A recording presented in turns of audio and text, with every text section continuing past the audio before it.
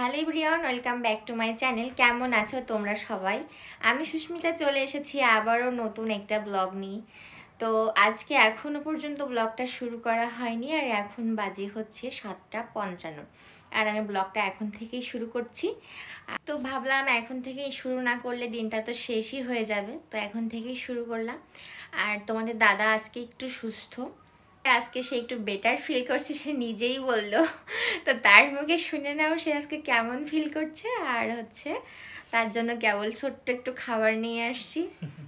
সে তার খাবার দিতে হবে ছোট ছোট করে, মানে বেশি দিলে, বেশি দেখলে সে খেতে পারবে না, একটুও খাবে না। তো আমার কথা হচ্ছে না, তার কথা হচ্ছে তাকে যদি আমি খাবার দিই, যে কোনো খাবার একরকম দিতে হবে এবং একটু একটু করে দিতে হবে, তাইলে সে খাবে। তো তার মুখ থেকে শুনে নাও তার শরীরের অবস্থা এখন কি। আচ্ছা, তোমাদের দাদা এখন বসে আছে, এখন বলো কেমন লাগছে তোমার? শরীরের অবস্থা এখন ভালো, অন্য দিনের তুলনায় আজকে ভালো। গতদিনও ভালো ছিল, কিন্তু আজকে মোটামুটি মনে হচ্ছে যে না, একটু বাইরে যাওয়া যাবে। এই জন্য একটু সিদ্ধান্ত নিচ্ছিলাম বাইরে যাওয়ার। সেই কবে থেকে তুমি বাইরে যাও না? আমি গতদিন খুব সাজছিলাম ওকে, তুমি একটু বাইরে থেকে ঘুরে আসো। ভয় হয়, আমি অন্যদিন ওর বাইরে যেতে বারণ করি যে তুমি বাইরে যেও না এখন, আর আমি গতদিন থেকে ওর সাথতেছি যে তুমি যাও, একটু ঘুরে আসো, মন ভালো লাগবে। বাইরে যাওয়ার পরিস্থিতি থাকলে তো আমি কবেই চলে যেতাম। তা তো আমি নিজে জানি। তো এই যে সে এখন একটু কেক খাচ্ছে, আর আমি একটু জোর করে মালটা কেটে নিয়ে আসি, তাও কথায় একটার বেশি কাটলে সে খাবে না। তো খাও, এটুকু খেলেই চলবে।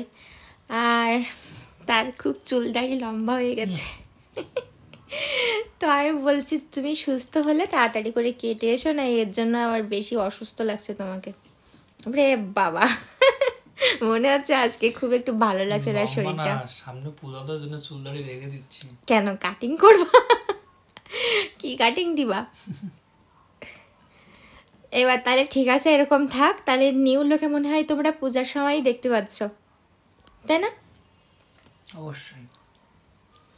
বাবা, পূজার সময় মনে হচ্ছে সে মডেল রূপে আসবে। সুস্থ হয়ে নাও আগে, তারপরে দেখা যাবে। আর পূজা তো এসেই গেল, সেপ্টেম্বরের লাস্টে না পূজা? কয় তারিখে জানো? এই যে তোমাদের দাদা কিন্তু এখন একটু বেরোচ্ছে, আর আমি এখন রান্না করতে যাব। দুপুরবেলা রান্না করেছিলাম, কিন্তু ওর খেতে ইচ্ছা হচ্ছে না, বললো গরম গরম কিছু রান্না করো। আর জ্বরের পরে এখনও ঠিক করে কিছুই খেতে পারছে না, মুখে একদমই রুচি নেই। তোমরা একটু কমেন্ট করো তো কি খেলে একটু রুচি বাড়ে। আজকের ভিডিওটা এটুকুই, দেখা হচ্ছে নেক্সট দিন নেক্সট কোনো ভিডিওতে। সেই পর্যন্ত সবাই ভালো থেকো, সবার জন্য অনেক অনেক শুভকামনা রইল। সেই পর্যন্ত সবাইকে টাটা।